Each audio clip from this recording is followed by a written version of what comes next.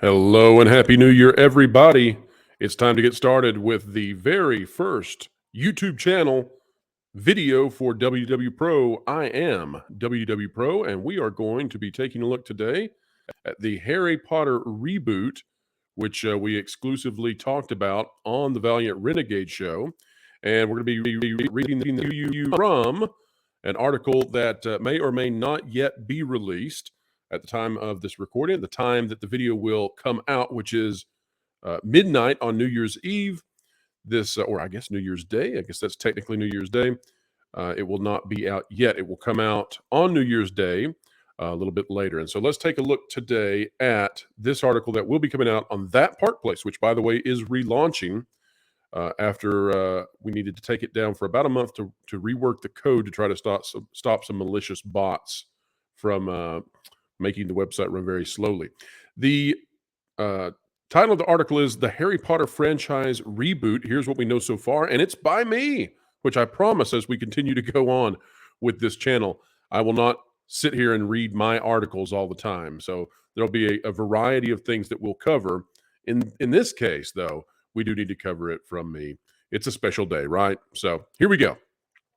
Warner Brothers Discovery is likely looking to reboot Harry Potter via the development of a new division classified as Wizarding.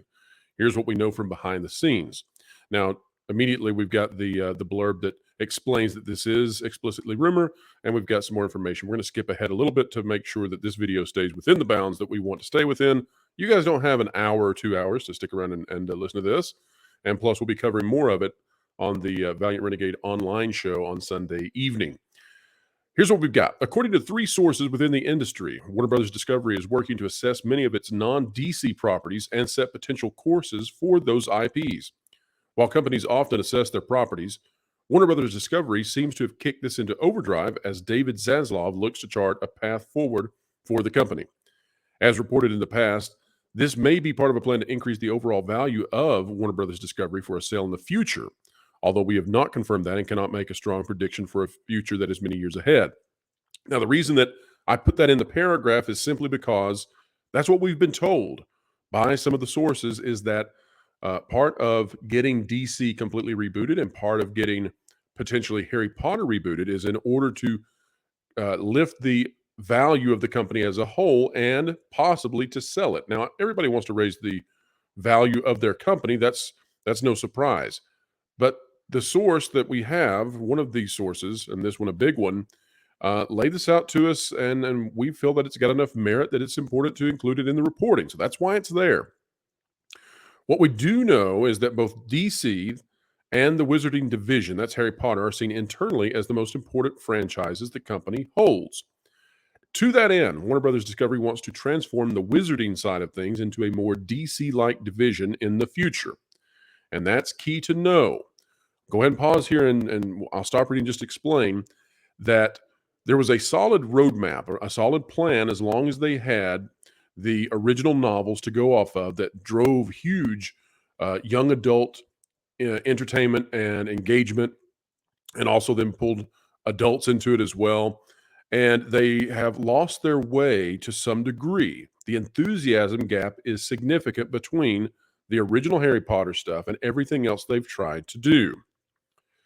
All right, so as of now, plans for the post-OG Harry Potter have been relegated to project basis. What that means is that they develop an idea, they develop a movie, they develop a show, they develop a concept, a video game, whatever you want to call it. They develop that, and they then work everything around that. So all of the production for it, all of the marketing for it, all of the merchandising for it, tie-ins, all that kind of stuff goes in with each individual project. But that's not how things work when you look at, let's say, a Marvel, or let's say even Star Wars, although Star Wars has been more piecemeal in the past under Kathleen Kennedy. But it's not how they want to do things over at Warner Brothers Discovery when it comes to DC. And so they may wish to put in place a system where everything has interconnectivity. Now, to do that, they're going to be looking for, and especially the people in higher leadership at Warner Brothers Discovery, allegedly feel that the entire franchise needs a Kevin Feige type character, or James Gunn if you wish, to lead a newly formed division. Now, you might think that that makes sense for building a roadmap, but that's not the only reason that it makes sense. And this is something that comes from a second source that we're talking with, is that one of the ways that you can get around the issues with J.K. Rowling, and I'm not here to tell you that J.K. Rowling is wrong or right with her positions that she takes very publicly. However, there is a problem, and that problem is that the original actors largely don't want to work with her, or they don't want to participate with her or be seen in a way that is endorsing her. I'm not here to tell you they're right or they're wrong either. I'm just here to relay the situation. So how do you get around that? Okay? Whatever you may think of the actors, whatever you may think of the original author and the controlling partner within this franchise, how do you get around that division? Well, one way you can get around that division is to have a proxy. And your proxy can be the person who is over the wizarding division. Say a Kevin Feige, say a James Gunn, but it's going to be somebody else. We don't know if it's a man or a woman or who it's going to be. We don't know if it's somebody inside Warner Brothers or outside of Warner Brothers. But if they bring in this proxy, that proxy then makes the decisions, but takes tremendous feedback from J.K. Rowling. And also, then, therefore, the actors can have the cover they need in their circles to say, oh, no, I'm reporting to so and so, the head of the Wizarding Division. J.K. Rowling is not the one who's making the calls for me. Now, that is being relayed to us as one of the important parts of this. In order to get the reboot done, they need somebody over the division, not only to roadmap it, but also to act as a filter, as a barrier between the actors and the original creator. Again, I am not taking a position in this video, whether that's right or wrong, or who's right or who's wrong. Totally separate from the financial and pragmatic implications of what we're reporting right now. So let's talk about what is driving the need for a reboot in the franchise, because you might imagine, with the many thousands of people who have read the commentary that I've provided on Twitter and on Valiant Renegade and on Midnight's Edge, and then also all of the responses that we've got throughout the web, people covering this, there are a lot of people who are saying, well, it doesn't need a reboot. The original movies are perfect as they are. We don't want to do this. It's only been a few years, yada, yada, yada. Okay, there's a problem with that, though. And the problem is that Warner Brothers Discovery wants to make money, and they need to keep making money. And to keep making money, they need to keep Harry Potter in the spotlight so that it continues to drive people to the theme parks, drive people to the toy stores, drive people to stream and all of that stuff. It's not good for the franchise to become either stagnant or in the past. They need it in the present, and they need it in the future. So here are the three reasons that the company wants to reboot it.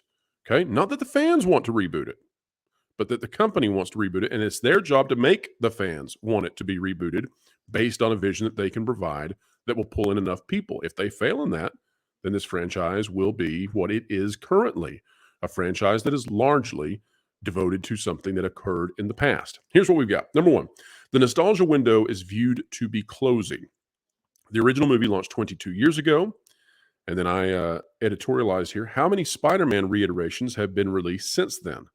How many Ninja Turtle relaunches have occurred? That's not to just draw a highlight on those two intellectual properties, but it's to remind you, all these things that we love, how many times have they been redone? And Harry Potter's just sitting there. They've tried some auxiliary stuff, but the auxiliary stuff is not capturing the attention of the market the way that Warner Brothers needs, remind you. The company is allegedly aware of a steep division within the Harry Potter interest levels. For Hogwarts and the OG Harry Potter, the market is still red hot. Red hot, okay? So that means that people love the stuff. They want to buy it like crazy. People love Harry Potter as presented in the original books, but attempts to branch out into new areas, and let me insert here with new characters and new storylines, of the Wizarding universe have been extremely unsuccessful. It's not just the sputtering of the movies, it's everything tied into Fantastic Beasts and more. Consumers aren't into it. So we have a source that's told us that by the measurable statistics that Warner Brothers Discovery have, they know that they've got a franchise that has two distinct divisions: the original stuff, the new stuff. And the original stuff, even until this day, people love it like crazy. And the new stuff, people just don't care that much. And Warner Brothers Discovery has tried very hard to figure out a way to make people love the new stuff. People tolerate the new stuff. People play around with the new stuff. Like, it's in the pop culture to some degree, but it's absolutely nothing like the original. So if you're a company like Warner Bros. Discovery looking to raise the value of your corporation, and you've got this franchise that's one of the hottest franchises with the most potential in the world, you can't let it sit there dying on the vine because you're trying to jumpstart this new thing when the old thing still works fabulously. What are you going to do? You want to get the old stuff back out of the closet and say, okay, we're going back with that. You guys still love this. We're going to do it. And then finally, many have determined that there is no forward with Harry Potter without Harry. If this franchise is to stay vibrant, it needs its namesake pulling. And that's absolutely true. What we're hearing is that they have got to get Harry Potter recasted. They've got to get the other kids recasted. And there are ways for them to do that, theoretically, that don't alienate the fans. Now, some fans are going to be, off the get-go, okay, right off the starting block. They're going to say, well, we hate that. We don't want that. Daniel Radcliffe is Harry Potter. Okay, so be it. But you know what? I can tell you who my favorite James Bond is. And that doesn't mean that that James Bond just stops, right? The minute that Sean Connery stops wanting to play that character. We can all talk about who is our favorite Batman. And sure, you may say, well, why can't they wait longer? Why can't they wait 10 more years or whatever? Well, it's because they need to strike while the franchise is still well remembered by the people who remember it. They don't want to get into a Ghostbusters situation. Think about the difficulty that Sony has had getting Ghostbusters reinvigorated.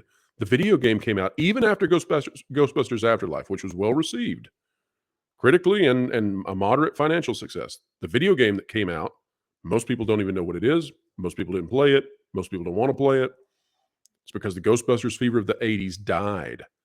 They had the 80s. They had the 90s. They could have brought that franchise back. We're 20 years past where people fondly remembered it at levels necessary to rejuvenate it. They don't want to do that with Harry Potter. That would be giving away one of their hottest franchises with the most potential. I go through in the article some other options. I talk about a barometer for Warner Brothers Discovery. That's something that we know that they are watching to see how it performs. And when the article comes out, I highly recommend that everybody go read the article and see what you think. There's more to it than what I'm covering right now. And that's not to convince you to go to that Park Place with its relaunch. It's because I don't want to go too long in this video. I also encourage you to stop by and visit Valiant Renegade online on Sunday evenings, and you're welcome to send in a super chat or whatever you'd like, and we'll be happy to try to get those answers to you. Drop a comment on the article so that I can know what you're thinking, and I'll try to give an answer to you. We're going to continue to have this dialogue, you and I, you and the audience, okay? The rest of the audience out there. I am here to dialogue with you, not to give you some sort of soliloquy or give you a monologue that's just me talking into an echo chamber. That's not the goal. And so as this channel continues on, you're going to see that I'm interested in what you're interested in. So give me the feedback, and I'll continue to try to break the news that should be fun all over the web. This video is going to be exclusive to YouTube for 24 hours before it hops on over to Twitter. And both of those things that I do, Twitter and YouTube, will continue to be active. Some of them will be, some of the things we do will be exclusive to YouTube, some on Twitter, and some will be shared. But I hope you enjoyed this first video. Thank you so much for checking my channel. It's such an honor and such a pleasure that 1.3 thousand, also known as 1,300 plus of you decided to subscribe to this channel even before there was any content. What a privilege it is to have all of you as friends. And I hope that each and every one of you will have a wonderful new year. And maybe just like this new year, bringing all of these new opportunities to all of you and to me, maybe Harry Potter, the franchise, needs the same thing. Maybe it needs a new year, a new era, let's say, and some new enthusiasm, however they may find to make that materialize. Everybody take care. We will talk to you real soon. Have fun. Bye-bye.